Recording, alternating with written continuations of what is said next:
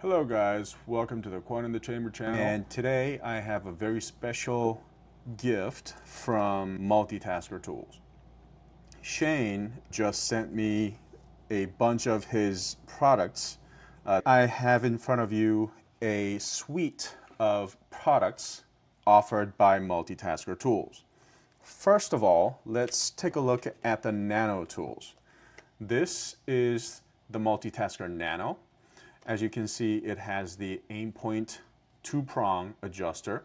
The sides have a little protrusion that can get into some of the narrower adjustment, windage and elevation adjustment knobs in some of the optics.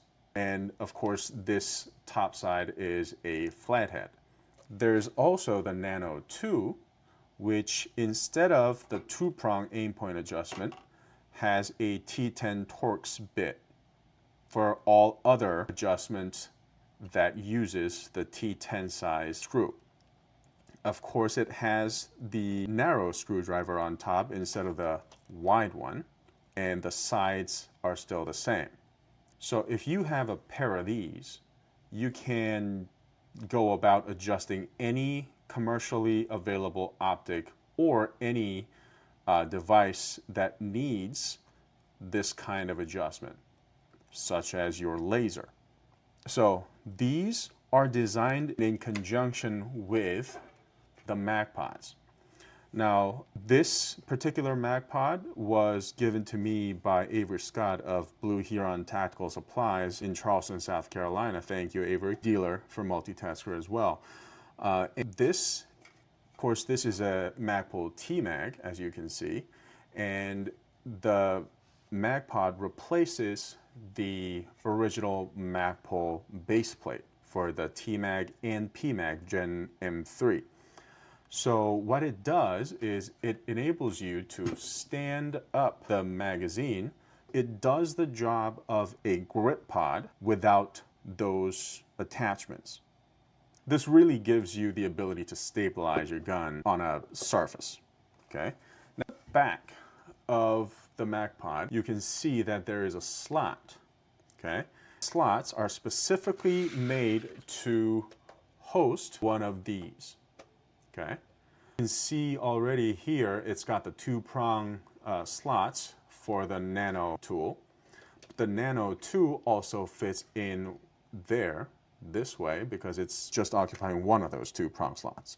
Now, my recommendation when you get one of these is immediately attach something for the lanyard hole because it is really thin. It is really easy to lose it. Field, on the range, on the workbench or desk.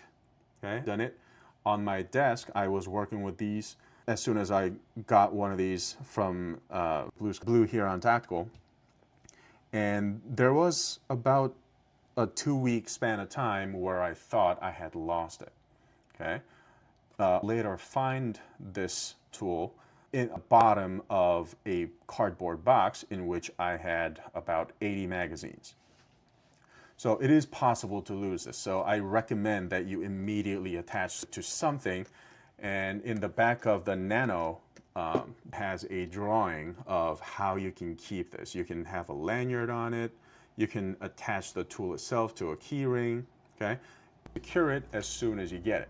Now, if you are going to place the tool in the back of the magazine on the MagPod, of course, it is really difficult to attach anything through the lanyard hole. So it's going to sit there. Now, if you are going to be shooting on the range or the shoot house where it is sure that you are going to retain those magazines, or your SOP is to always retain your magazines no matter what, there's no problem. You just have to, as Shane me a photo when I posed that question, hey, how do I be sure to always be able to find which mag the tool sits on?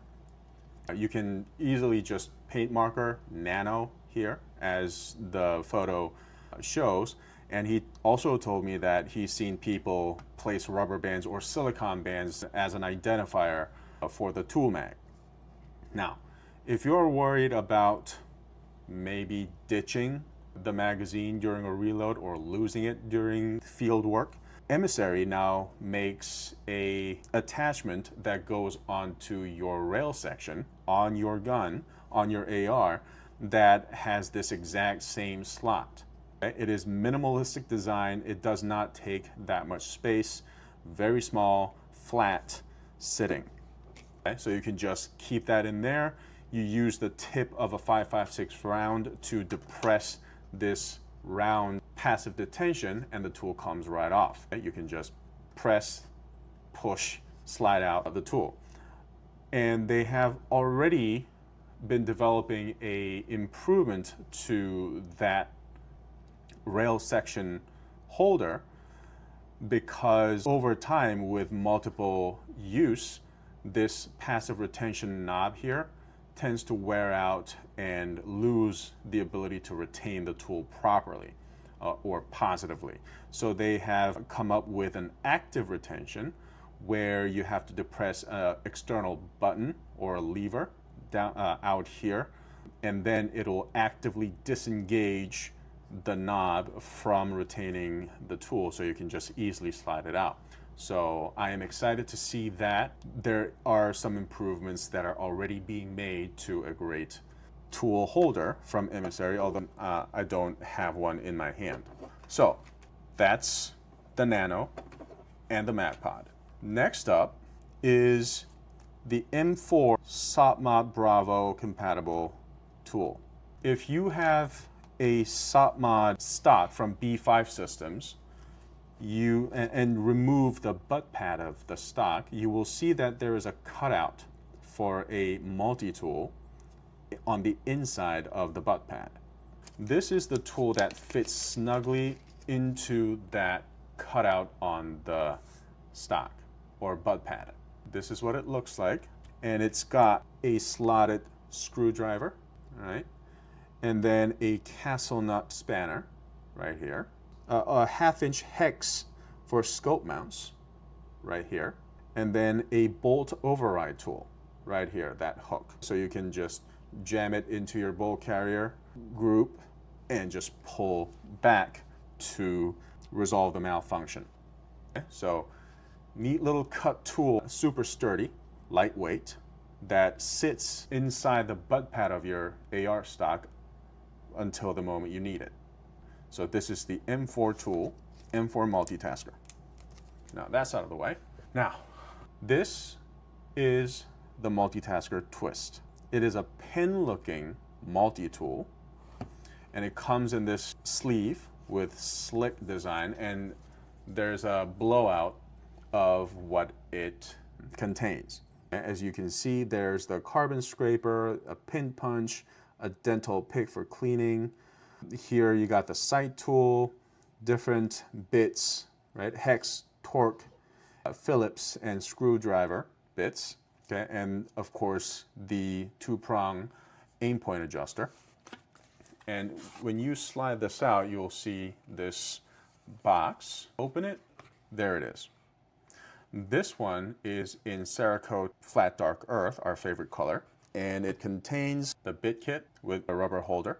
And the tool itself, this is the FDE Cerakote version because they have just got the NSN now for government contract. The idea is that every soldier, every service member, or let's just say every shooter has one on their kit, pocket, or body. So the way it works, you twist the cap open. This side has a hole in there. You'll see these 3 tools, the dental pick, the scraper, the pin punch. Let's say we want to scrape some nooks and crannies for carbon. So you replace the cap and screw on the tool to this hole, and you have a full-length tool, just like that. You get done with the job, screw it out, replace it in the hole, close it up, and there's an O-ring in the opening to really keep the tool water and air tight. The other side, of course, this is the end that has the 2-prong aim point adjuster with a neat indicator which way to turn it. And then when you unscrew this side, of course, this is the length in which you will use this side of the tool, because you will be swapping out from this set of bits, and it needs to remain open to use the tool. That is why Shane smartly placed the clip on this side. This is what I figured, so that it doesn't roll around or run away from you. And you can even just slot this in your pocket or kit while you're dealing with your problem with this tool. So very smart design. One tip, now I have received a black version of this earlier, a couple months ago, from Avery of Blue Heron Tactical Supplies.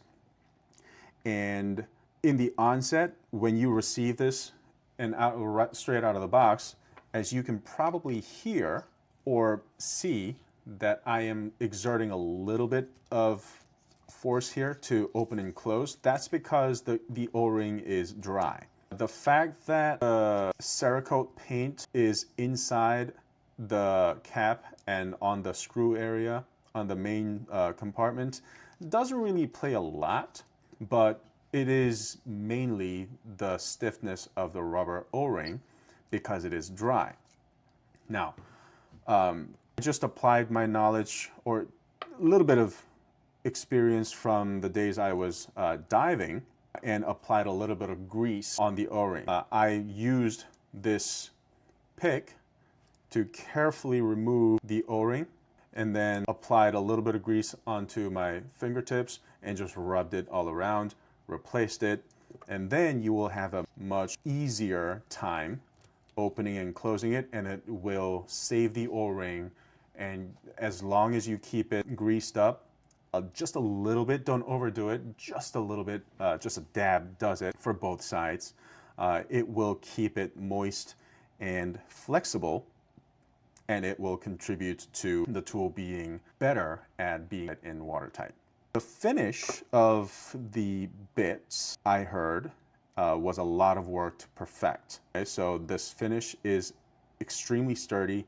It's not going to corrode or come off or fail easily. So again, I just keep playing with this because it's so pleasant to do. Okay, so if you removed, I couldn't think of a scenario where you would like to keep it this way, but if you take off both ends of the cap, this is what it looks like. So this end, the other end, all right?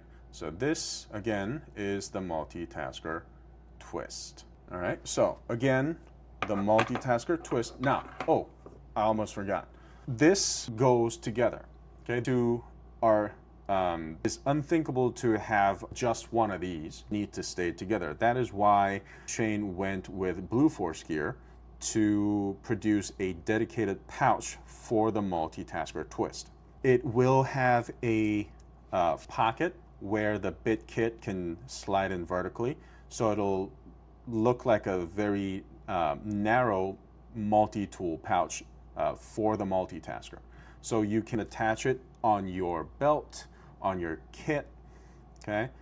You would want to keep it together, and that is the most effective way to carry this around. Okay, I said I believe every shooter needs to have one, okay? I'm really looking forward to those pouches come out from Blue Force Gear, and y'all should also keep an eye out for that as well. So again, the multitasker twist, the M4 stock butt pad tool, the MagPod, the Nano and Nano 2. Okay, innovative, minimalistic products, okay, tools for the AR shooter as well as for your optics needs. Guys, that is all for today's review. Thank you for watching Quantum Chamber. Stay safe and see you in the next one.